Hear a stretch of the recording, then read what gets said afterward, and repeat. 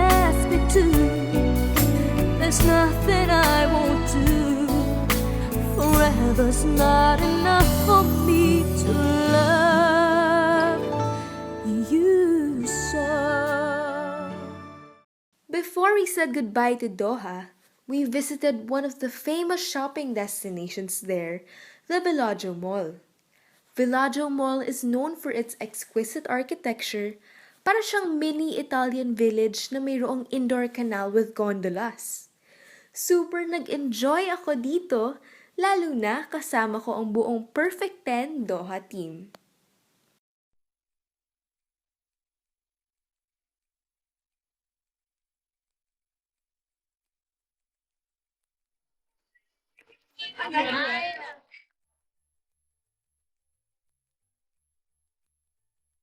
Edit!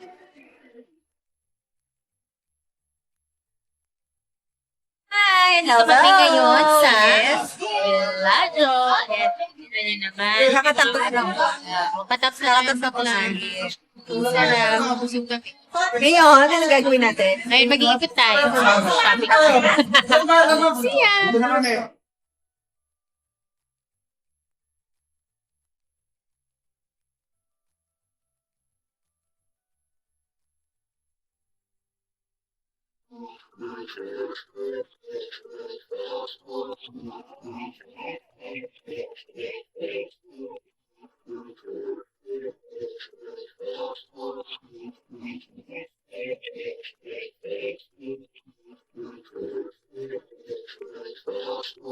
Nandito na kami sa airport ng Qatar, going to Dubai for the Perfect 10 concert. See you.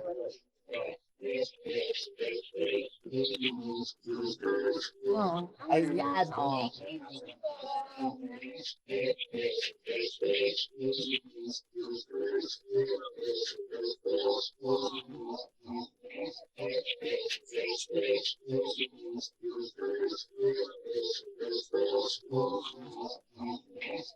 Everyone is very excited.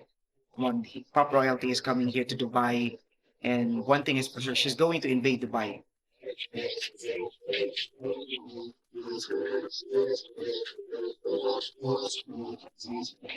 They were able to come and then they gave flowers and then everything was packed when we fetched you guys.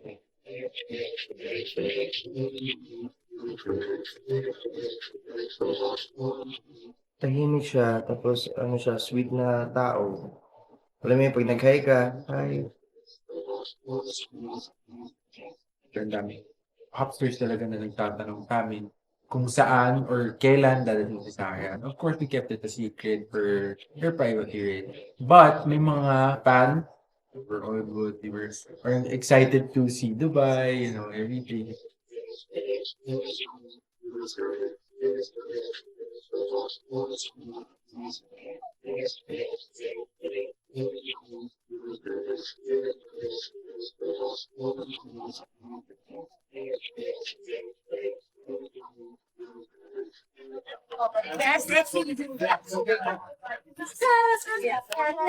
She is the best artist to actually bring here to Dubai because one, she has bloomed into a professional singer and dancer as well, and that she's really, really good.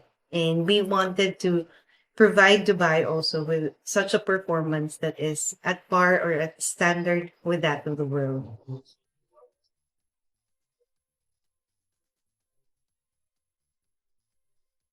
Ikaw alam yan. Yes, akala mo na yan. Sobrang happy ako that I'm part of this show. Ang saya-saya ng mga tao. Ang saya rin namin din, napakasaya ng mga tao.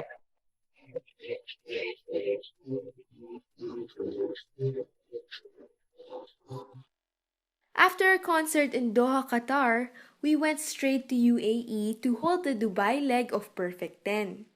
I was very excited kasi makikita at makakasama ko na naman ang mga kababayan natin doon.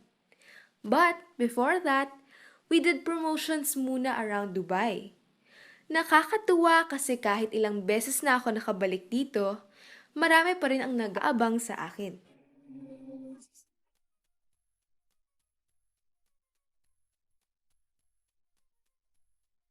Hey guys, nandito kami ngayon sa Dubai, dito sa room namin, room at in a while, lalabas na kami para sa press conference. Promo para sa concert tomorrow.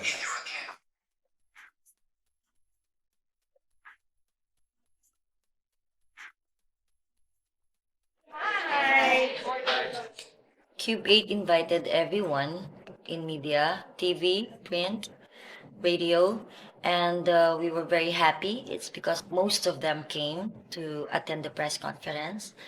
And not only that, even the international media. So, what would you credit your longevity to? What makes you drive to what you are today? What is it that keeps you going?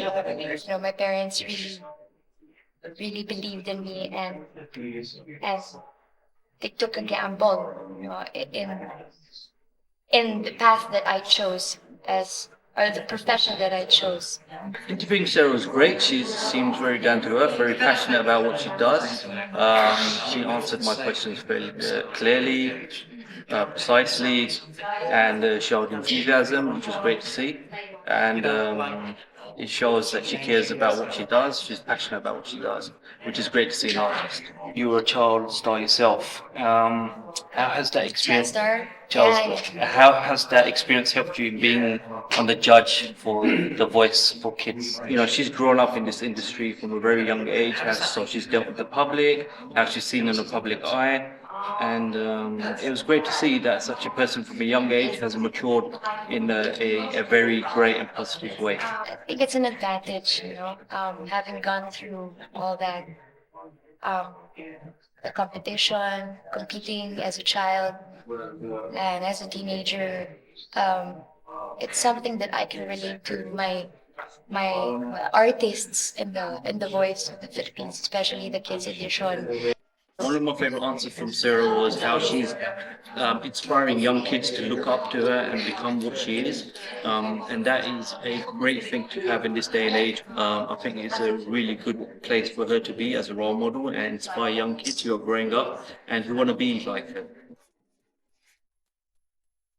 First was the press meet and greet. That was fun. That was fun actually, and it's interesting. There were some very interesting questions, but it's always nice to meet yung local contingents ng press. I think the favourite answers were, what it was like as a young teenager, actually growing up in the spotlight, constantly in the spotlight, almost as a child star. It was quite hard, because like what you said, a lot of kids, the young ones, look up to me or see me as a role model. She said that, yeah, she did miss out on some of the normal things that teenagers kind of get up to and want to do. But having said that, that's part of the sacrifice of being a superstar in the Philippines. So she kind of, had to balance things out a little bit. I am where I am now because of them, and of course, to my manager, Mr. Victor Rosario. That competition that I joined in, Start for a Night, that's where it all started. English speaking dapat. Ayun. Pero okay naman kasi mababait naman yung mga tao and very understanding.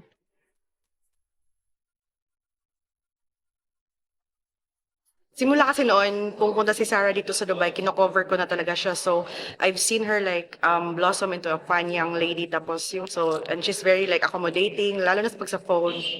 So, wala siyang ka-ere-ere. Very organized yung naging press conference kasi hindi naman siya yung isang malaking press conference na nasa isang table kami. Parang one-on-one eh. Okay, thank you. Thanks. Hello guys! Natapos lang ng interview namin dito for the Perfect 10 here in Dubai. And pupunta na kami sa aming mga meet and greets here in Dubai sa mga tours and promotions. It's my first time here in Dubai. First time. I'm so excited na i-explore ang buong Metro City. See you around.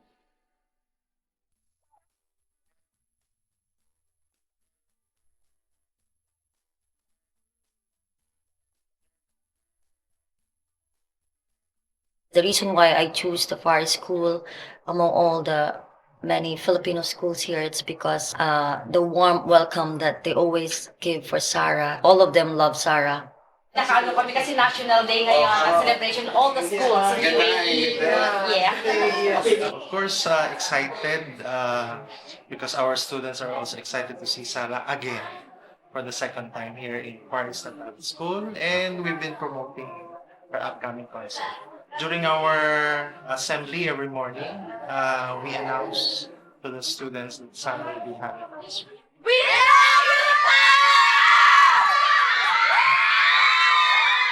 We are only until 1 o'clock, but we are extending because of her. We are extending our time.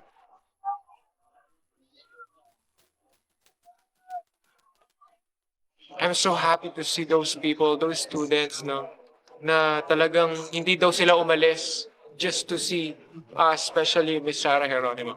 Maraming salamat. Nung nalaman namin darating si Miss Sarah Geronimo, na-excite po talaga kami. Kasi po, si Sarah po yun eh. Maganda, magaling, talented.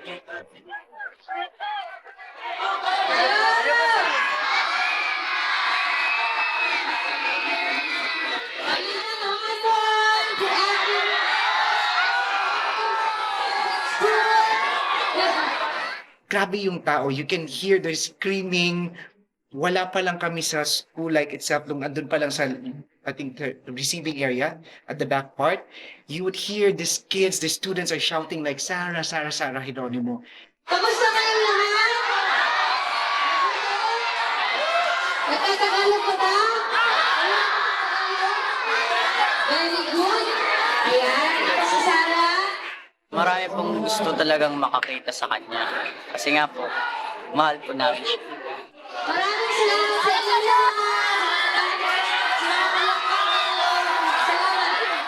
Thank you, Ate Sarah, sa pagbisita mo sa Far Eastern Private School. Sana po bumisita ka ulit at makita ka namin ulit. Tingnan na.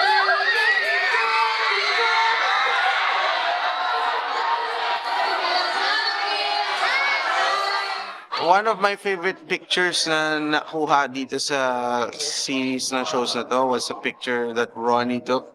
Nag-selfie siya, tapos nandun kami lahat. Pero tinaas lang yung phone niya, tapos pasok lahat ng kids. Ang saya, ang saya makita yung mga bata. Enjoy. Sana makabalik muli.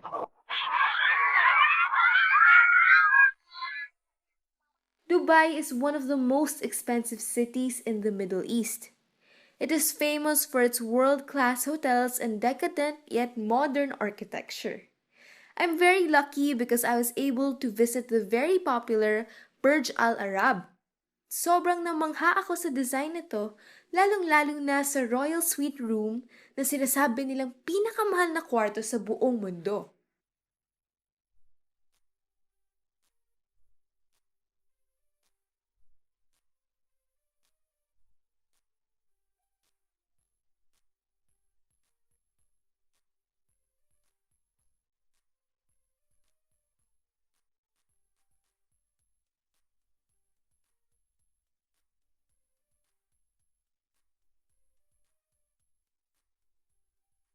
Welcome to the Burj Al Arab.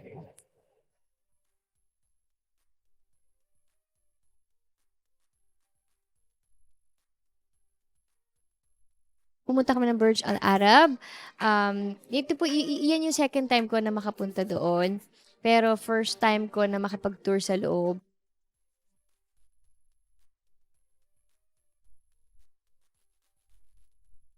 Burj Al Arab, of course, it's the only 7-star hotel in the whole world. I must say, Sarah and the rest of the team, they had a great time. It's really amazing. And then, yun nga, we are so thankful also to the staff. Iba talaga pag may Pinoy sa isang sa isang hotel because we were given a chance to visit, to have the pleasure in seeing and enjoying the royal suites.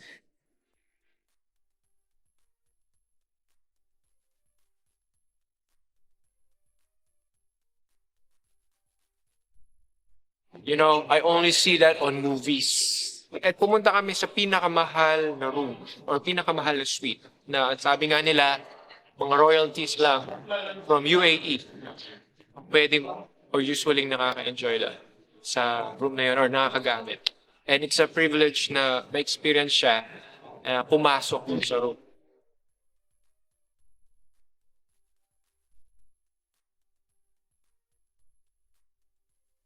Talagang pinapasok kami sa isang kwarto doon.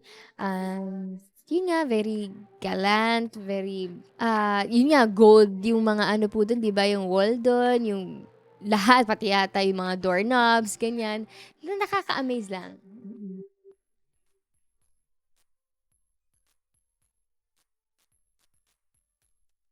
The good thing there, it's Sarah is Sarah Hieronimo, but still you can see in her face that she's amazed with this one. So it's like a good experience that they will never forget Dubai.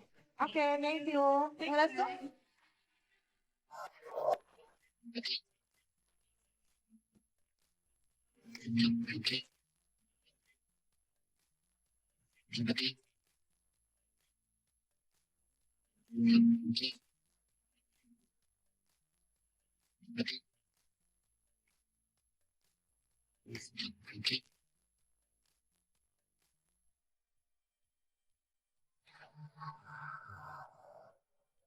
Welcome to Dubai, Sarah!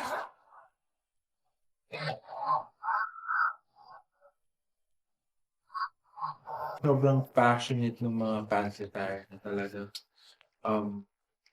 When I went down and then I saw the lobby of the hotel, sobrang dami, haba ng pila na ang dami pa rin pumunta. During the meet and greet, I was really inspired by one of the kids who was there already at the door at 3 o'clock in the afternoon. She wanted to meet Sarah and she wanted to be the first in line, and she did get that. What was inspiring is she's not Filipino, but she's actually a local kid. That's it. Thank you. Thank you, CD. We love you, Ate Sarah. Thank you.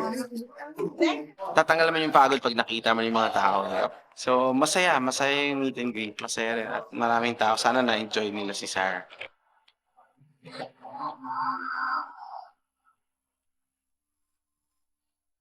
Well, I think she's a very good singer, very good live performer, and I enjoy her music very much.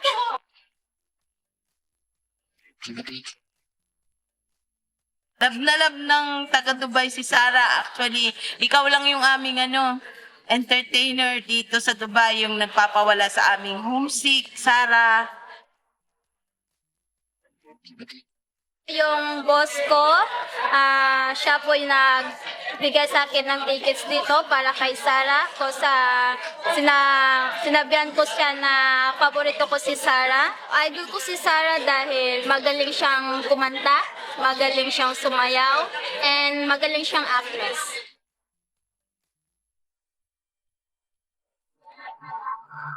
I know that she really enjoys her and loves her, so that's why.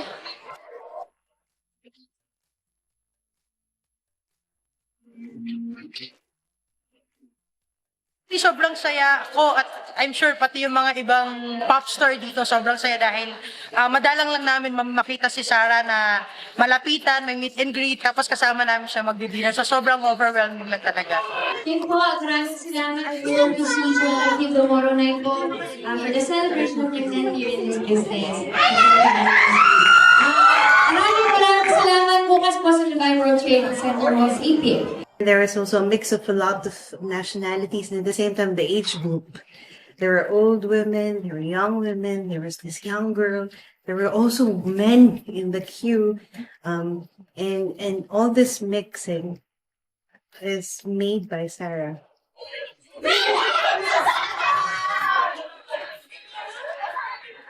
I'm always excited to perform in front of our kababayans. That's why I did a major review of my repertoire. Although I've done this routine for several times, we still needed to make sure that we would give our Dubai audience an excellent show.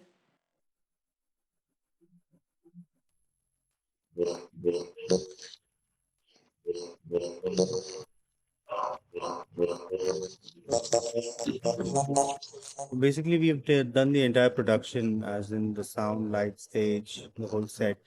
has been produced. The entire show has been produced by us because Sarah is a very big superstar of Philippines, and we don't want to compromise in terms of quality when we're giving her her setup. Well, I've heard a lot. Anybody, all my Filipino friends over here, since they know that I'm the project manager for this concert, everybody's just been asking me for passes, and I'm sure she's a very, very big superstar, and we're going to have a great show today.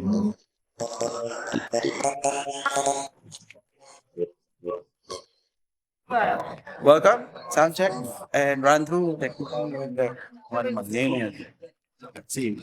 Dubai is demanding for performances that are very good and high standard and world class in quality. And we really thought that Sarah could meet all those, and that's why we invited her to be our first project here in Dubai.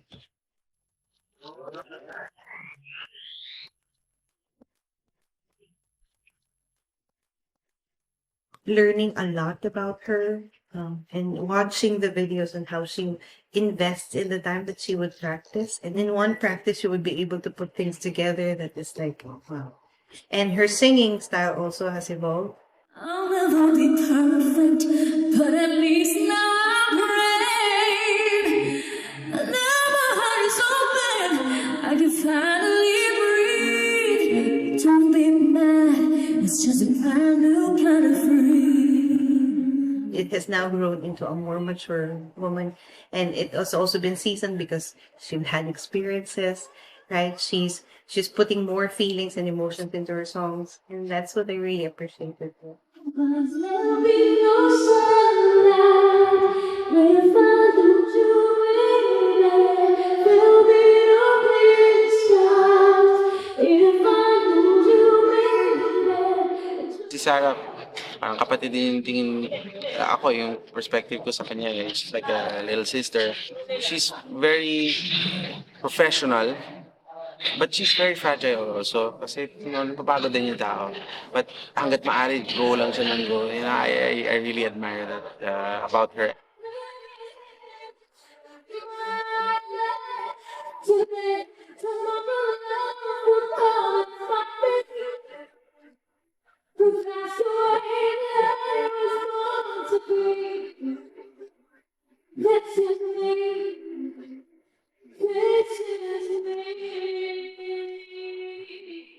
Well, everybody knows that Sarah is one of the top caliber performer from the Philippines.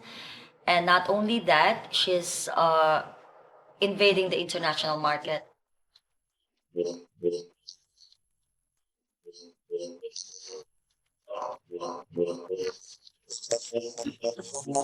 It's an early gift to all Filipinos here. Alam mo naman ng mga OFWs gaya natin, makakita lang tayo ng or makarinig lang na may artistang pupunta dito. So, masaya na tayo sa ganon.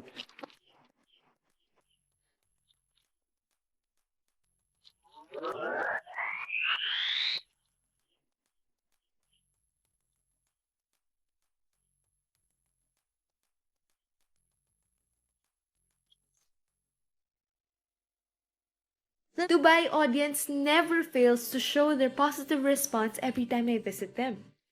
It was really touching for me to see their smiling faces and feel the warm reception from them. This was just the first part of our Perfect 10 concert in Dubai. So please don't forget to watch the second part next week.